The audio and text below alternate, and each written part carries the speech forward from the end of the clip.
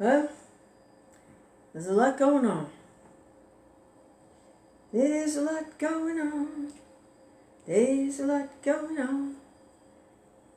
Because the spirit of loving service to the Lord is moving on the planet. Woohoo!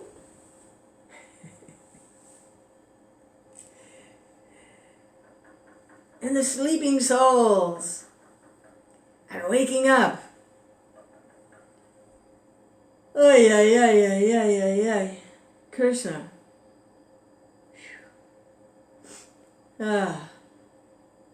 Wake up, wake up, wake up. Krishna.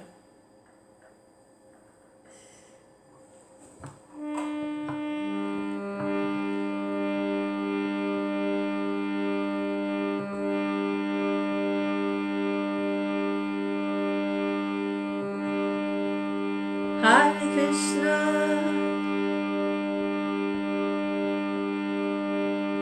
Hare Krishna, Hare Krishna, Krishna Krishna, Hare Hare, Hare Rama, Hare Rama, Rama Rama, Hare Hare, Hare Krishna, Hare Krishna, Krishna Krishna, Hare Hare, Hare Rama, Hare Rama, Rama Rama, Hare Hare, Hare Krishna, Hare Krishna, Krishna Krishna, Hare Hare, Hare Rama, Hare Rama, Rama Rama, Hare Hare.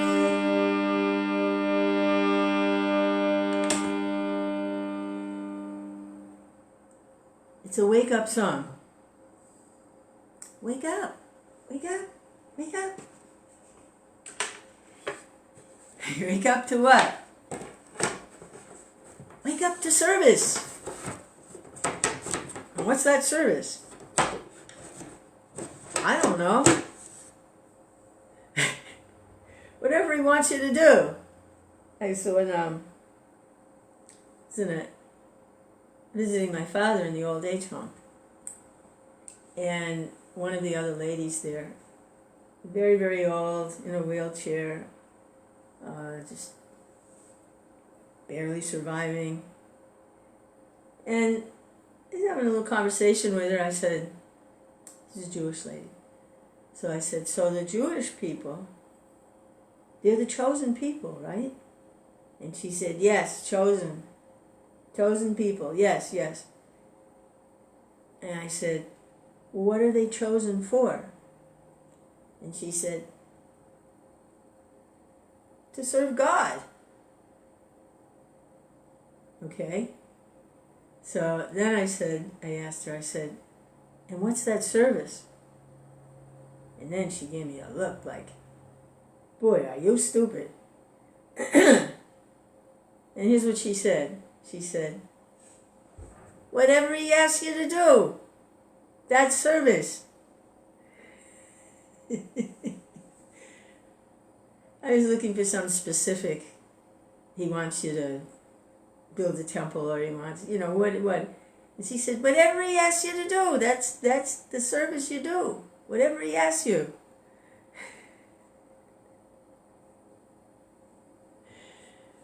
So we're chanting Hare Krishna, and we're asking for service.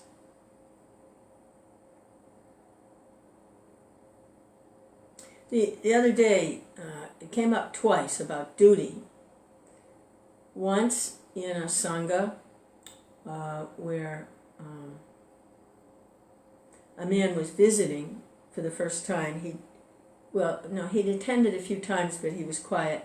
Now, after a few attendances in this Krishna conscious sangha, he had some questions, and he was very upset about the world condition and how people are suffering, and he wanted to know, he couldn't see how what the devotees were doing in their gathering of talking about Krishna, chanting about Krishna, relishing messages of Krishna, fixing their mind on Krishna, he couldn't see how that was going to help the world. He couldn't see how that would help the world because people were being misled, people were being suffering in so many different ways, and he couldn't see how what actually fixing the mind on Krishna with devotees was going to do. He wanted some plan. Like when I asked the Jewish lady, I said, so what does he want you to do? What is your service? So what is that service? And her answer was, whatever he asks you to do. So that group, their service is to do exactly what they're doing. It's not to like open hospitals or to even fight demons or be on the political platform or anything like that. Their service was to simply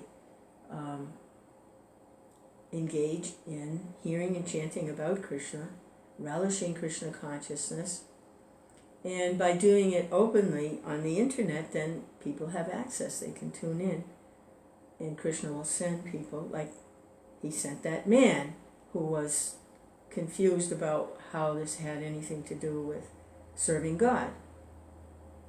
So his concept of duty or service was to go out and do battle. So that was raising the question a little bit in my mind of, not really, no, that didn't raise the question. No, it was clear to me that what the devotees were doing was serving Krishna, and that was pleasing Krishna, to simply talk about him and hear about him, and that is devotional service. So I kind of let that go, but then later in the evening I attended another online session where a different group of devotees were talking about duty and responsibilities to society, and which would also cover that area of fixing things in the world. In other words, good leadership, because all of these things would help alleviate the discord and the unrest in society, which makes a nice platform for Krishna. It's a hop, skip, and a jump from peace and not having to be fighting all the time with everything to be able to sing and chant and dance for Krishna rather than engaged in defense. So when I was attending that later session and they were talking about duties and responsibilities, then some questions started to come up about devotional service and duties.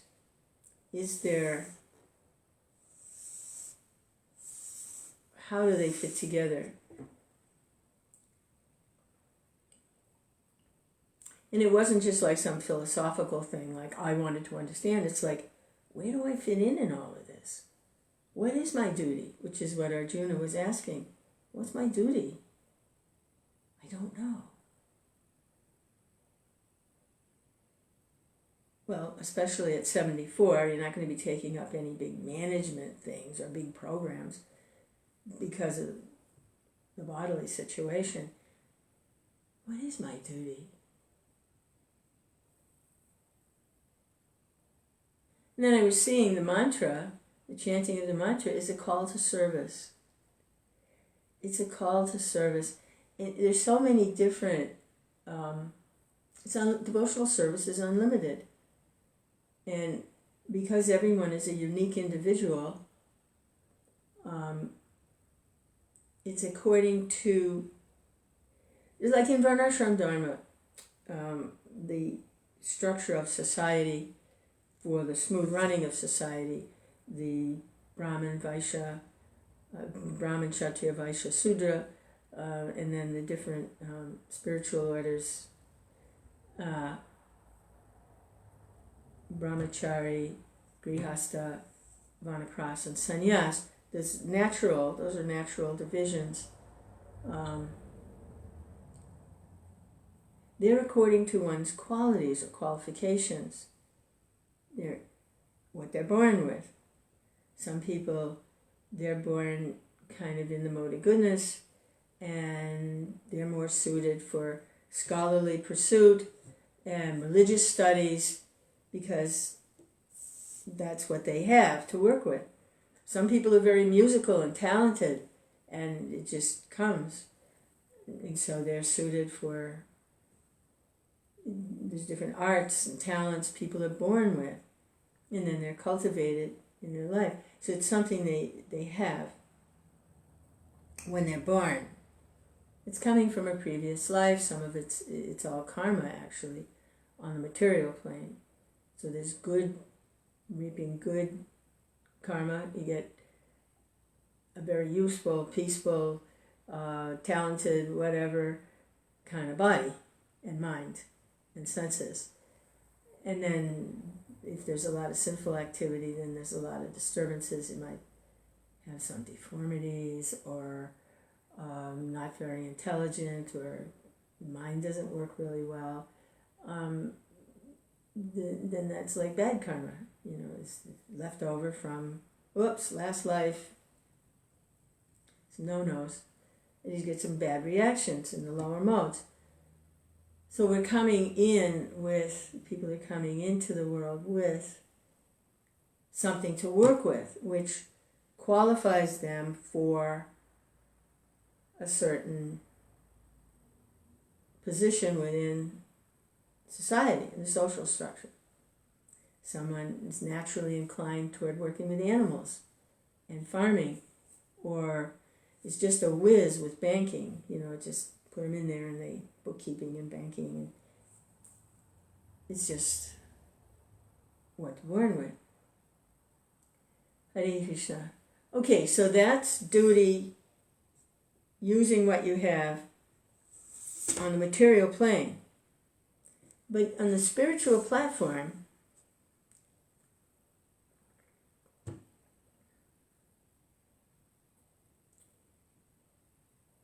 is there a difference between duty and devotional service?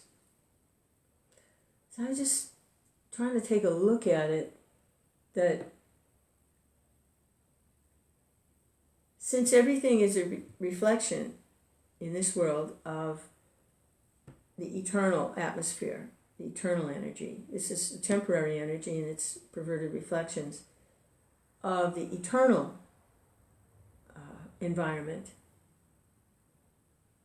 free from the three modes of material nature, free from birth, death, old age, and disease, have nothing to do with the material elements, earth, water, fire, air, ether, mind, intelligence, or false ego, nothing to do with any of that. So what are our duties on the spiritual plane? Who are we on the spiritual plane?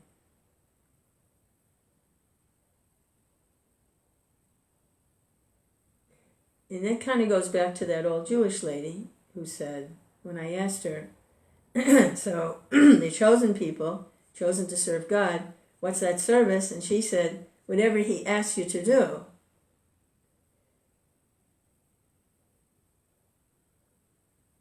So then I was looking at the spiritual platform, or trying to. It's his show. It's his call. He's the supreme being. It's his pastimes. And he knows what our eternal natures are. Just like somebody's born into the material world with qualities and innate individual characteristics, talents, and abilities. So he knows our innate spiritual characteristics. We're individuals. And he knows how to engage us perfectly according to our spiritual nature. It's just kind of fun looking at that, and I'm still not sure what my duties are, either materially or spiritually. I'm kind of in Never Never Land, getting used to it. I've been here a long time. But I keep chanting. And Krishna keeps pulling me on. Hare Krishna, Krishna Krishna, showing me things, reassuring me, and kicking me in the butt every now and then. Hare Krishna, nothing like a good kick.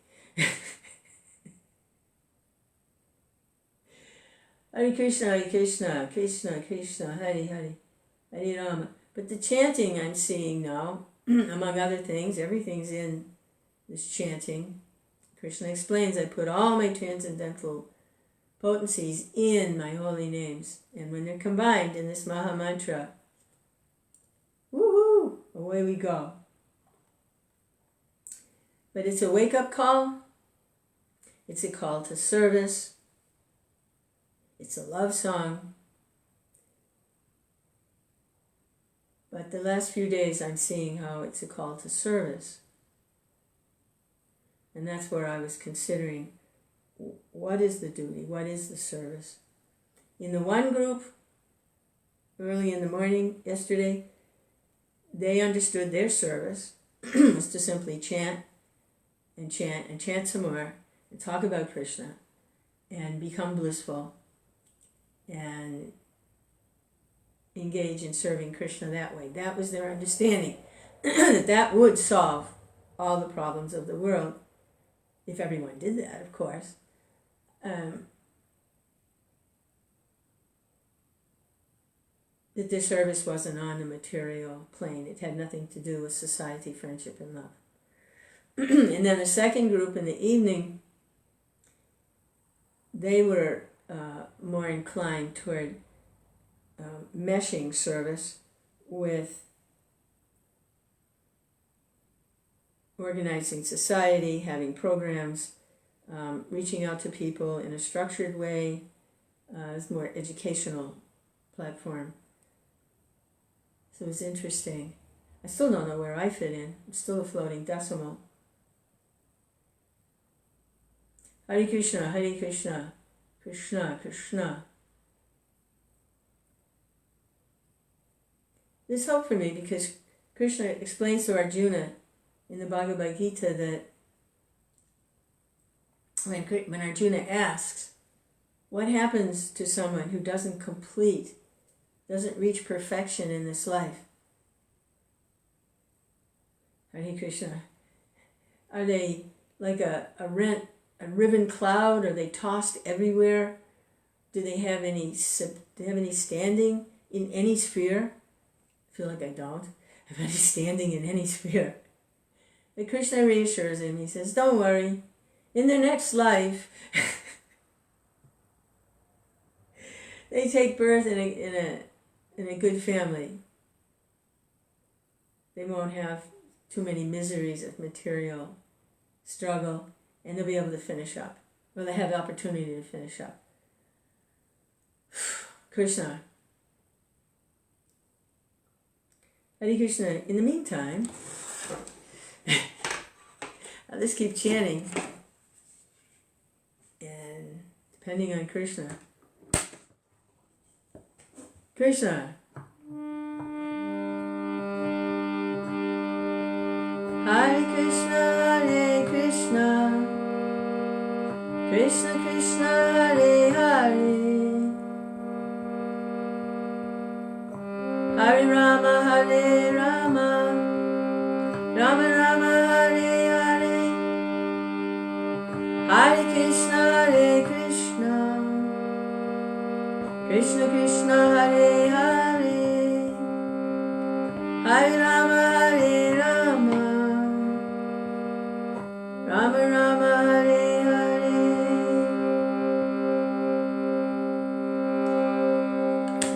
Krishna Chaitanya, Prabhu Nityananda, Shri Advaita Gadadhar, Shivasati Gaur Bhaktivinoda. Hare Krishna, Hare Krishna, Krishna Krishna.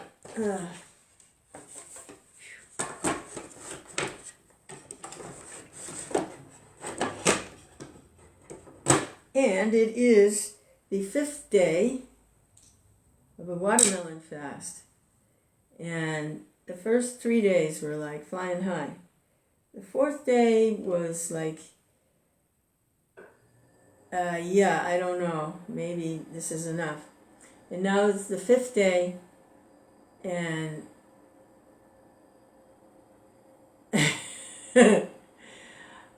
I'm hoping I can make it through today without breaking the fast. I want to see if I can go a little bit longer. But what I'm noticing is it's not just the body getting purified, and it certainly is. Losing weight, getting rid of all the results of my overindulgences in eating, they're getting stripped away. But also on a emotional platform, I was seeing how much eating has to do with emotions.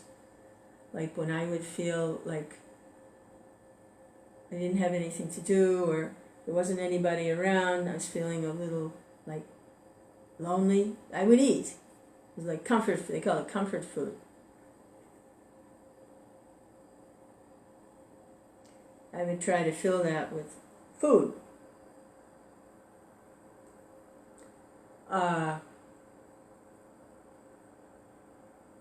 So I'm seeing on the emotional, psychological level also this fasting.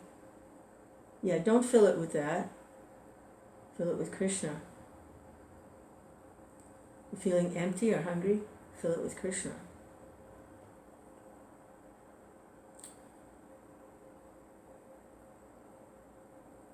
Well, if that's the case, it'd be nice if I never had to eat food again. I could just fill everything with Krishna. I'm going to read a little something. Hare Krishna, Hare Krishna. Chant a little bit and then read something. Hare Krishna, Krishna, Krishna. Hare Hare, Hare. Call to duty, call to service. Hare Krishna, Krishna, Krishna. Hare Hare. When we're chanting privately, we're asking for service. And when we go out into public, which I'm going to go out a little bit later, there's a Harinam in the park. I'm going to go out a little bit later. It's a call to service so that others can hear and they can get called to service. Hare Krishna, Krishna, Krishna. Because Krishna says it's only by undivided devotional service or pure devotional service that I can be understood as I am, standing before you. Hare Krishna, Krishna, Krishna, Hare Hare, Hare Rama, Rama Rama, Hare Hare, Hare Krishna, Krishna, Krishna, Hare Hare, Hare Rama, Rama Rama, Hare Hare, Hare Krishna, Krishna, Krishna, Hare Hare, Hare Rama, Rama Rama, Hare Hare, Hare Krishna, Krishna, Hare Hare, Hare Rama, Rama Rama, Hare Hare, Hare Krishna, Krishna, Hare Hare, Hare Rama, Rama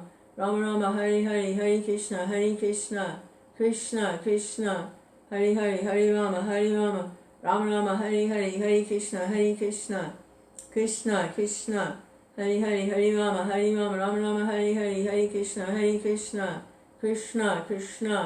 Hare Hare, Hare Rama, Rama Rama, Hare Hare, Hare Krishna, Krishna, Hare Hare, Hare Rama, Rama Rama, Hare Hare, Hare Krishna, Krishna, Hare Hare, Hare Rama, Rama Rama, Hare Hare, Hare Krishna, Krishna, Hare Hare, Hare Rama, Rama Rama, Hare Hare, Hare Krishna, Krishna, Hare Hare, Hare Rama, Rama Rama, Hare Hare, Hare Krishna, Krishna, Hare Hare, Hare Rama, Rama Rama, Hare Hare, Hare Krishna, Krishna, Hare Hare, Hare Rama, Rama Rama, Hare Hare, Hare Krishna, Krishna, Hare Hare, Hare Rama, Rama Rama, Hare Hare, Hare Krishna.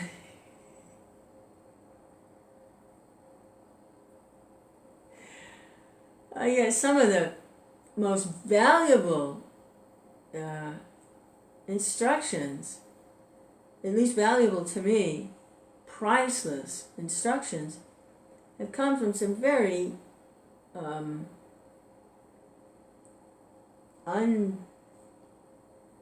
unsuspecting sources.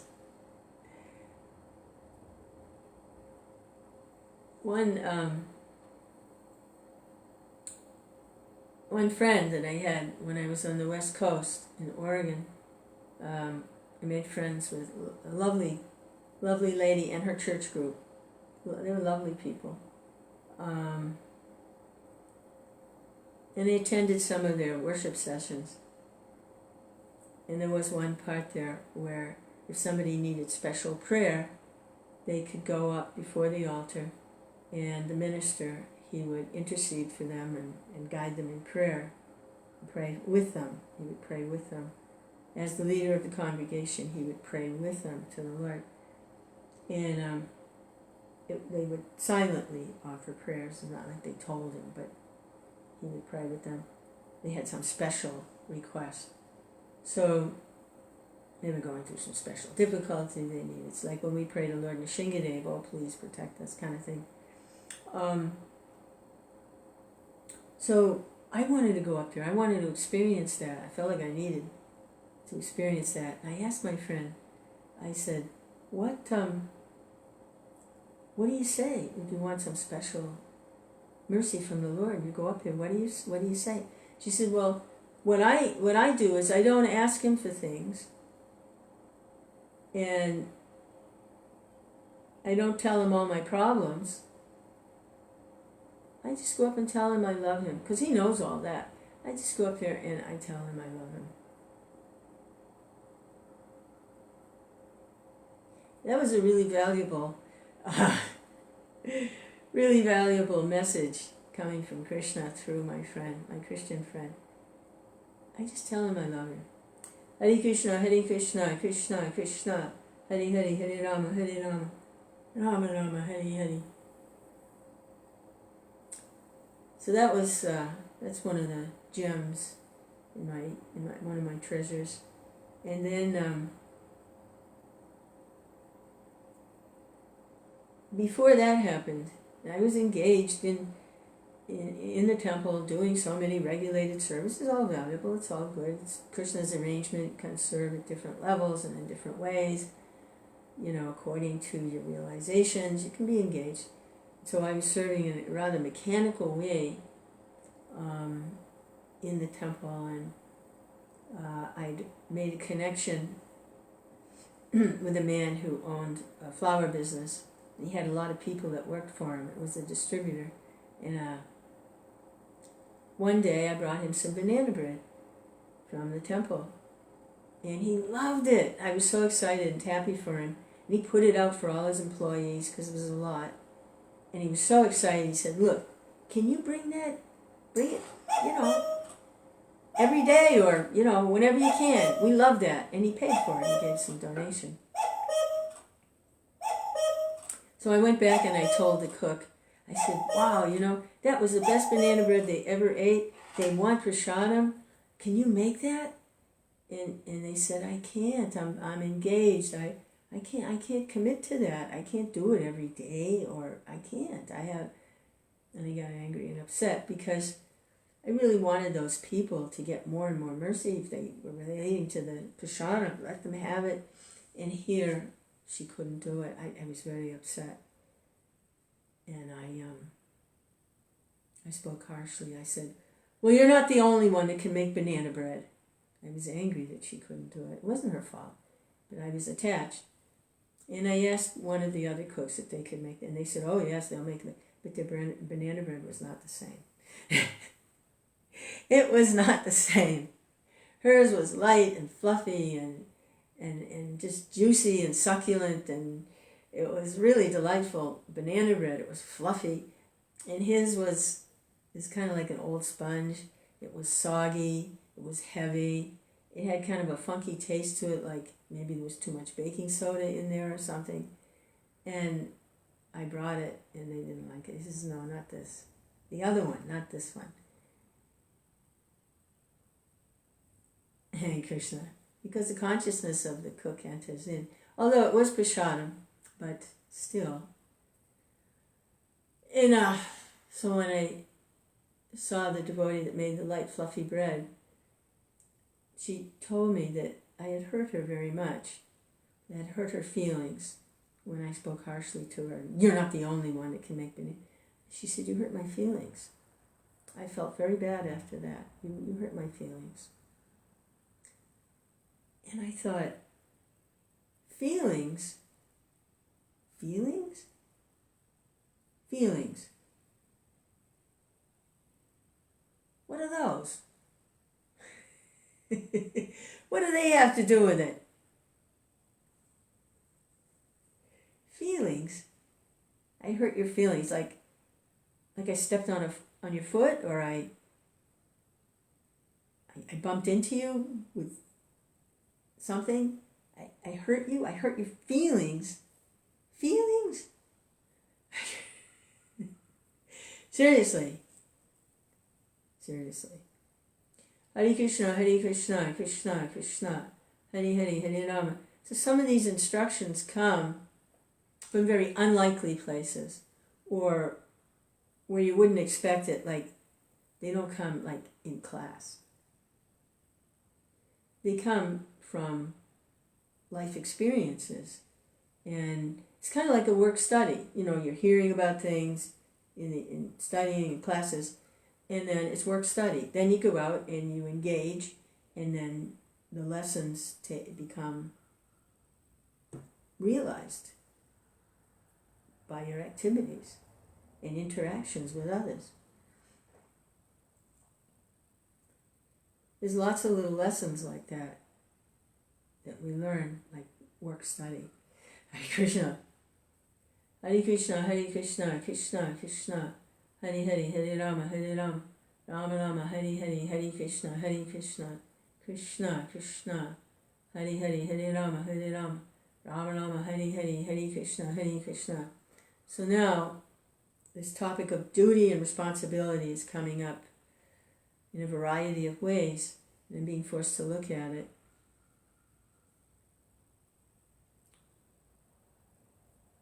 Yeah.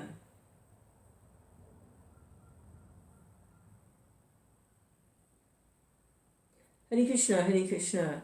The other thing to consider is that if we have talents and abilities in different ways, or whatever potencies we do have, if we're just a good worker, there's a lot of people that they really relate to doing a good job, whatever it is, sweeping the floor or helping somebody else.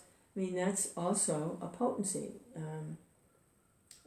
a service potency. If we don't use them in Krishna conscious service, devotion to Krishna, then the illusory energy will engage us and we'll become entangled. So it's a really significant consideration for me right now is, how do I engage? What is my duty? Am I already engaging just by doing this? Is this my duty? Is this my service? Whether anyone's listening or not.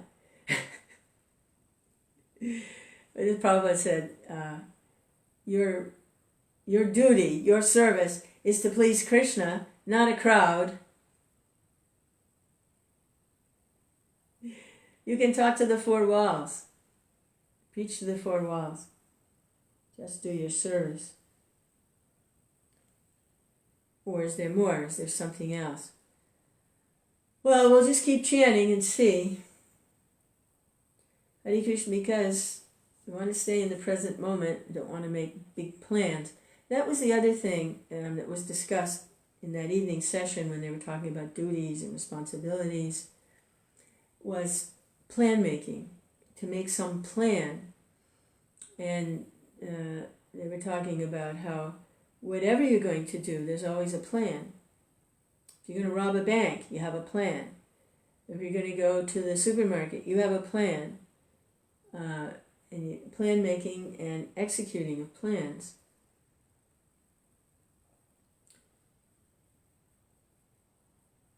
I'm wondering how much of a conscious effort, what kind of plan making, how much structure.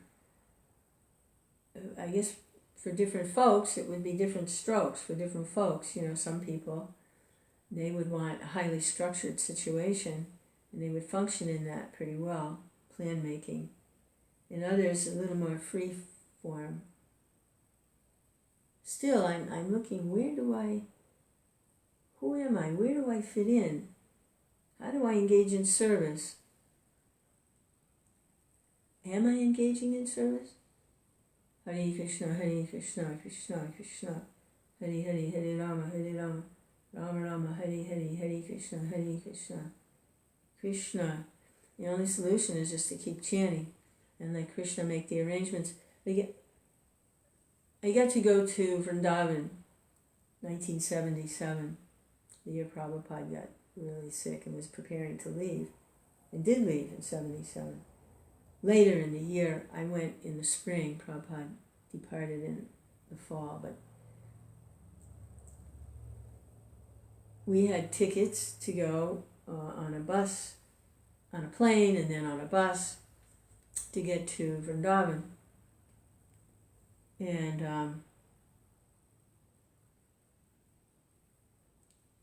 I was traveling with a devotee, and she looked at our tickets. We had the same tickets, and she said, if we go on this flight,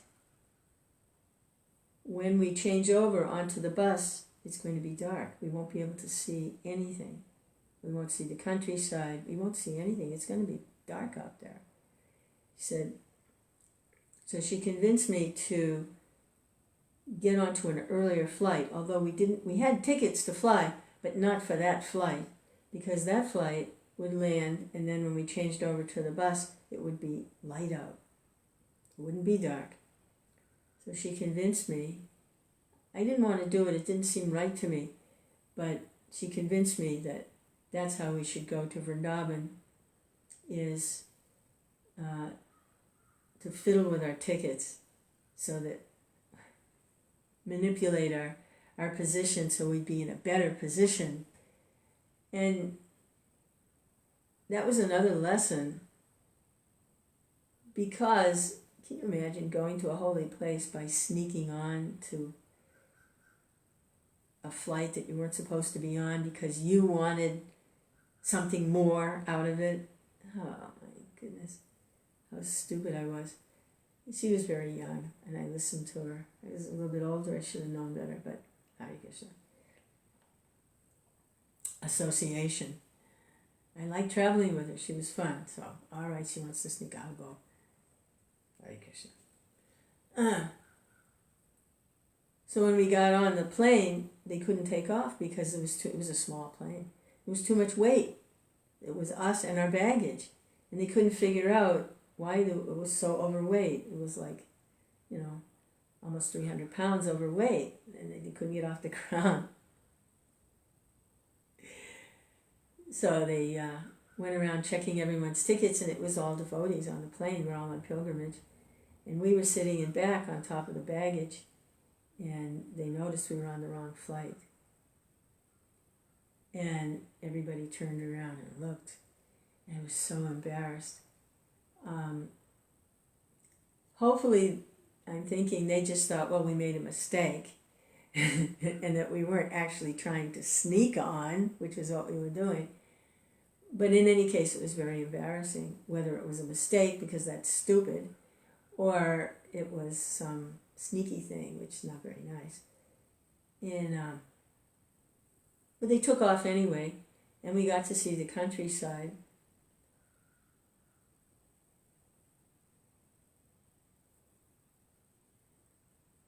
But a lesson was, Krishna had made the arrangements for us to go to Vrindavan on a certain flight at a certain time. And I didn't accept Krishna's arrangements. I wanted to make better arrangements under the influence of my friend. We wanted to make better arrangements than the arrangements Krishna made. So that was another lesson. Let Krishna make the arrangements. Don't be trying to make it new and improved. Krishna. Chaitanya Nityananda Shri Advaita Gadadhara Shivasadi Gaura Bhaktivinoda. So, just depend on Krishna, see what Krishna has in store.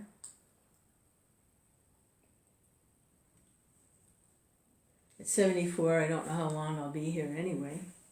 So, let me just use my time to hear and chant about Krishna. Remember Krishna. And if there's association, I consider myself fortunate. So we were reading about the banyan tree, which, I love it when this happens.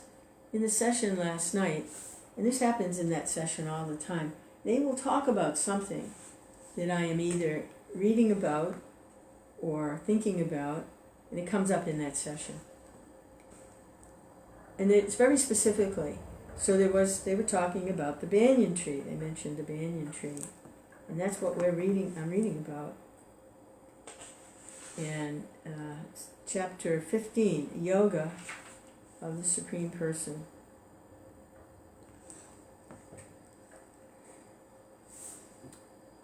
Bhagavad Gita, as it is Divine Grace, A.C. Bhaktivedanta Swami Prabhupada. Translated with commentaries. Oh, the other thing was that first chapter of Gita, observing the armies on the battlefield of Kurukshetra.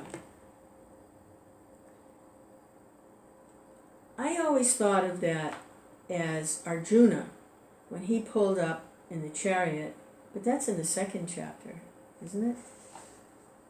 Is that in the second chapter? No, that's in the first chapter. There's observing the armies on the battlefield of Kurukshetra. I always just thought of Arjuna, because he's in the chariot and he asks Krishna to pull the chariot up to a position where he can see both armies, see who's assembled, and observe the situation. So that's observing the armies on the battlefield of Kurukshetra. But there's someone else observing. Sanjaya. He's observing Krishna, and he's observing Arjuna, observing the armies on the battlefield of Kurukshetra. Sanjaya is also observing. He's observing Arjuna and Krishna and the armies on the battlefield of Kurukshetra. There's a lot of levels of observation. And now, throughout the centuries, unlimited, uncountable living people are observing. Sanjaya observing. Arjuna observing.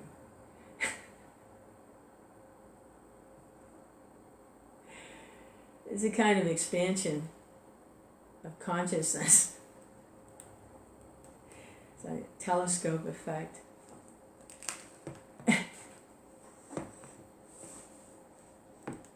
Observing the observers who are observing the observers.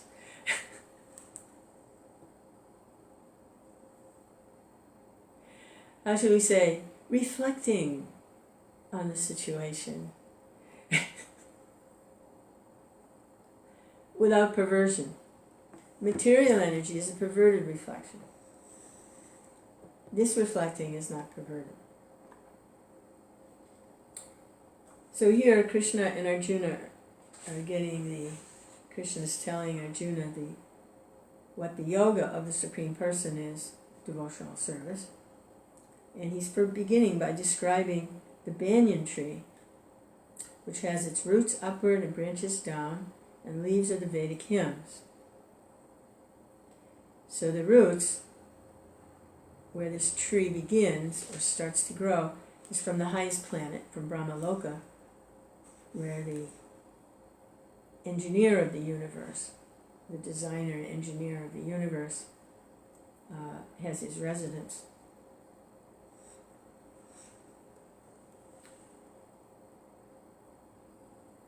This is text 2. The branches of this tree extend downward and upward, nourished by the three modes of material nature. The twigs are the objects of the senses. This tree also has roots going down. These are bound to the fruitive actions of human society. So the branches go up and down.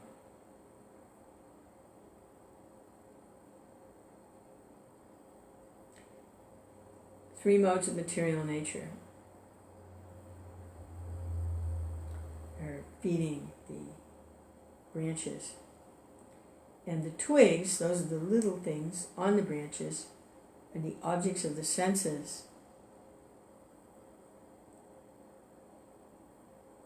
The tree has roots going down, and they're bound to the fruitive actions of human society. So this fruitive activity goes down, down, down, goes deeper and deeper and deeper down. Roots grow more and more fruitive activity. And the twigs are the objects of the senses, and the branches go down and up, nourished by the modes of activity. Three modes. Three modes of nature refer to activity. Modes. Mode means mode of operation. Modus operandi.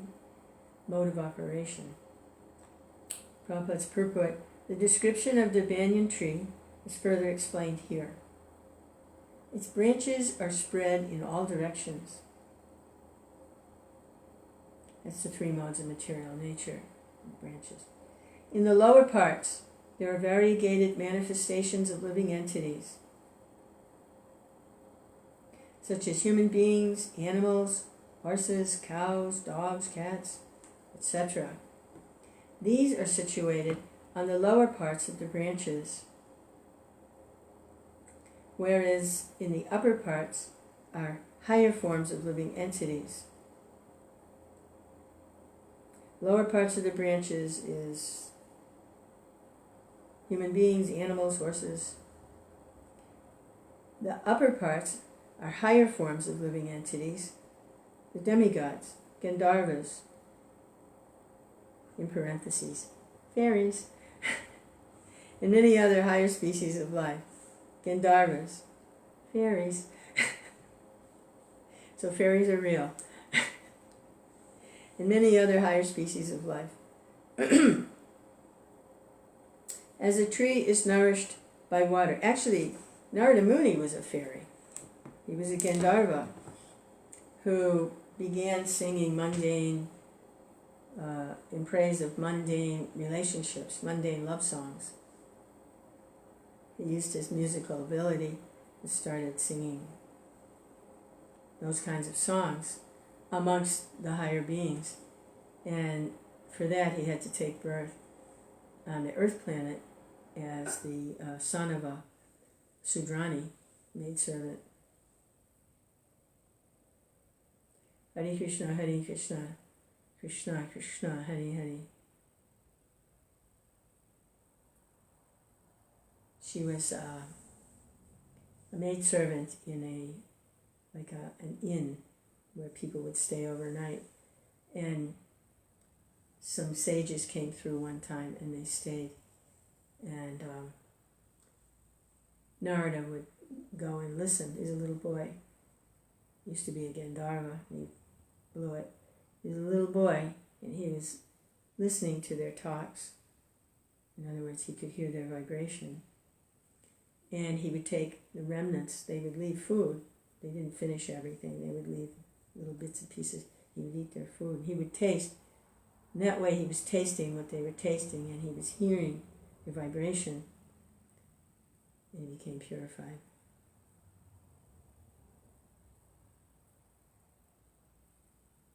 Hare Krishna, Hare Krishna. It's interesting how that could be, because isn't Narada Muni the son of Lord Brahma? do I have this right? How does that fit together? How did he become a Gandharva?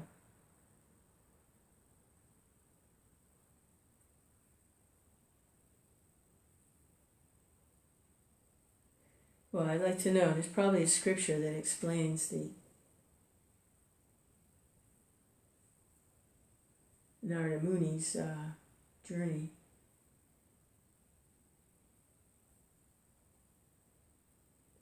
He's the son of Lord Brahma. He's the brother of Lord Shiva. How did he become a Gandharva?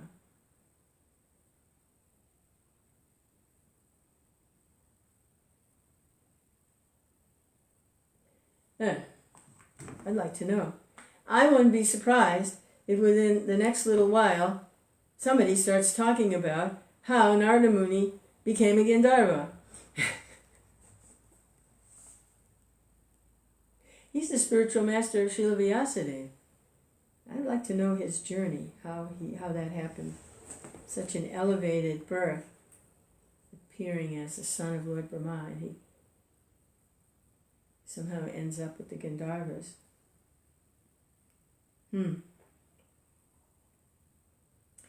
As a tree is nourished by water, so this tree is nourished by the three modes of material nature. Sometimes we find, so if you stop the three modes of material nature, then that tree dries up. You get liberated.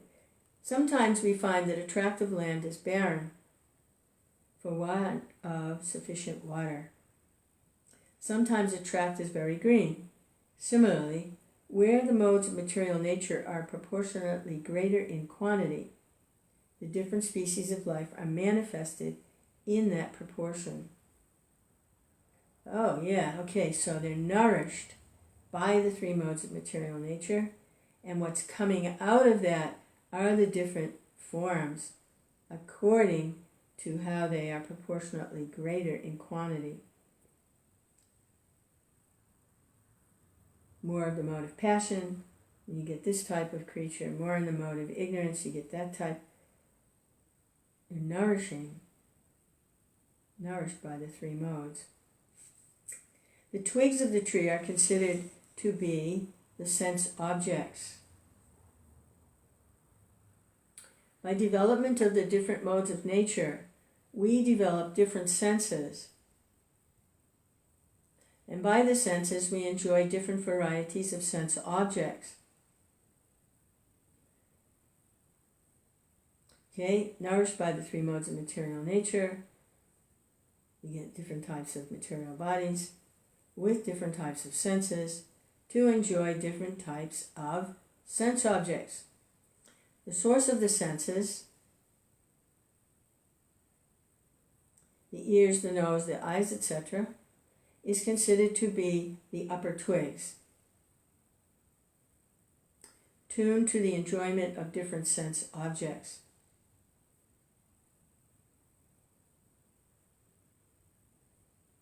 The source of the senses is considered the upper twigs, tuned to the enjoyment of different sense objects.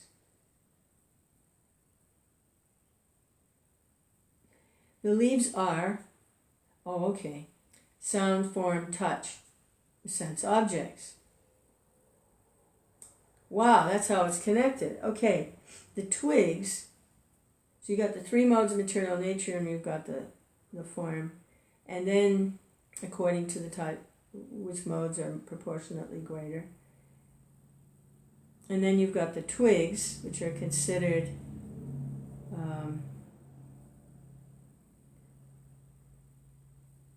the source of the senses, and they're tuned to the objects, which is ears to sound, eyes to form, skin to touch, like that. The roots, which are subsidiary, are byproducts of different varieties of suffering and sense enjoyment. The roots, subsidiary. I don't know, what does that mean, subsidiary?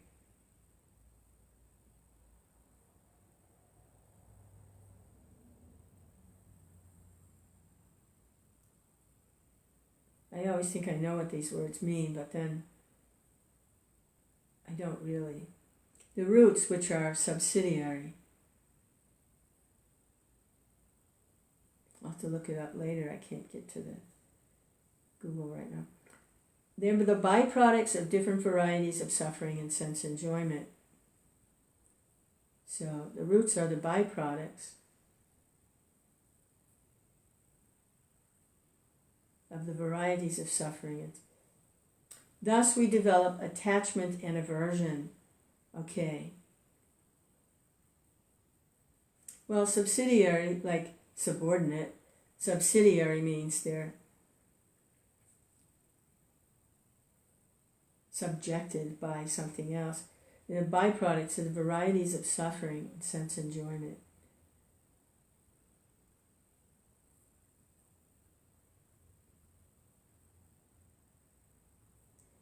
In that way, we develop attachment and aversion. Suffering, aversion, enjoyment, attachment. The roots. The tendencies toward piety and impiety are considered to be the secondary roots, spreading in all directions.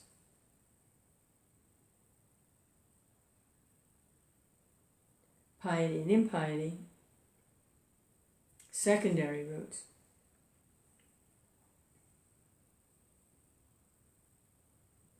And what is piety?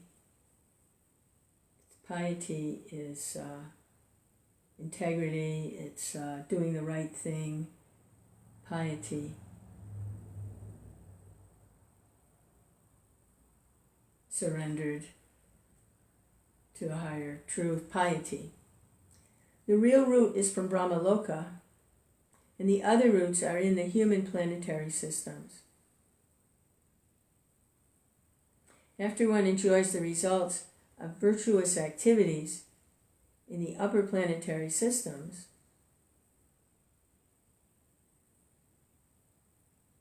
he comes down to this earth and renews his karma, or fruit of activities, for promotion. This planet of human beings is considered the field of activities.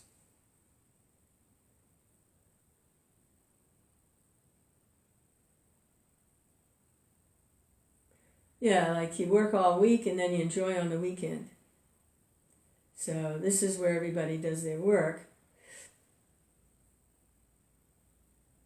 The planet of human beings, and then you get your paycheck and you go and enjoy on the weekend. So it's like we do our work here on this planet so that we can get promoted and get our vacation on the higher planets. But they have to come back down again because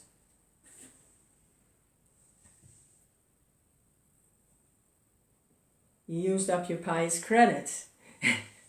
You used up your paycheck, so you have to go back to work and get some more. So you can go back again. In this way, again and again and again, with the danger of slipping into the lower planets. Hare Krishna.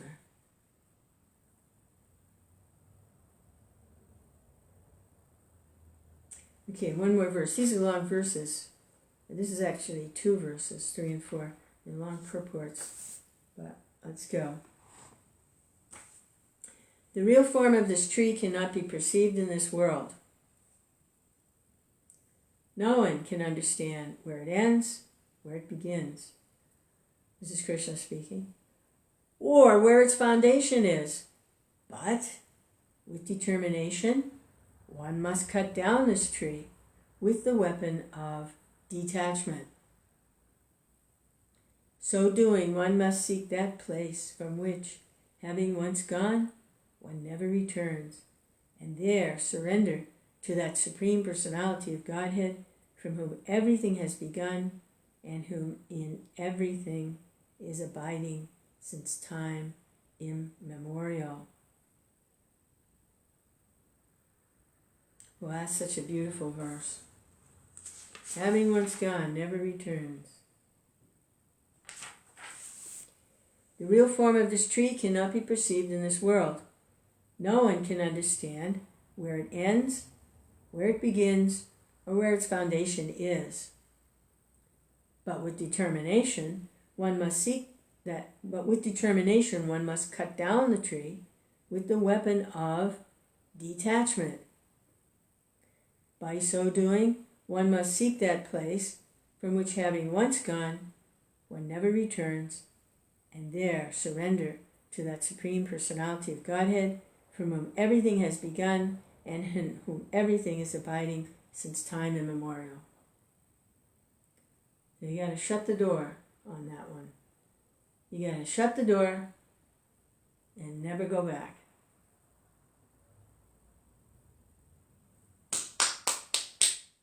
Fini. Never go back. Detachment. Prabhupada's purport. It is now clearly stated that the real form of this banyan tree cannot be understood in this material world. Since the root is upwards, the extension of the real tree is at the other end. No one can see how far the tree extends, nor can one see the beginning of this tree. Yet, one has to find out the cause. There's a quote here. I am the son of my father. My father is the son of such and such person, etc. End quote. By searching in this way, one comes to Brahma, who was generated by the Garbhodakshai Vishnu.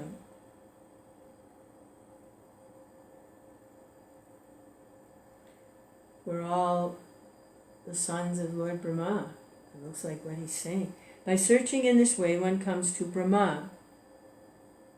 He's the first created being in the universe. Everything has to come from him. Who is generated by the Garbhodakshai Vishnu. He's seated on the lotus flower which sprouts from the navel lake of Garbhodakshai Vishnu. Finally, in this way, when one reaches the Supreme Personality of Godhead, that is the end of research work. One has to search out that origin of this tree, the Supreme Personality of Godhead, through the associations of persons who are in the knowledge of that Supreme Personality of Godhead. Then, by understanding, one becomes gradually detached from this false reflection of reality. And by knowledge, one can cut off the connection and actually become situated in the real tree. The Krishna family tree. The word asanga is very important in this connection because the attachment for sense enjoyment and lording it over the material nature is very strong. Therefore, one must learn detachment by discussion of spiritual science based on authoritative scriptures, and one must hear from persons who are actually in knowledge. As a result of such discussion, in the association of devotees, one comes to the Supreme Personality of Godhead. Then the first thing one must do is surrender to him. The description of that place whence going no one returns to, this false reflected tree, is given here. The description of that place whence going no one returns to, this false reflected tree, is given here. The Supreme Personality of Godhead, Krishna, is the original root from whom everything has emanated. To gain favor of that Personality of Godhead, one has only to surrender, and this is a result of performing devotional service by hearing, chanting, etc. He is the cause of this extension of this material world. This is already explained by the Lord himself.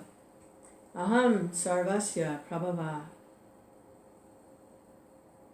I am the origin of everything.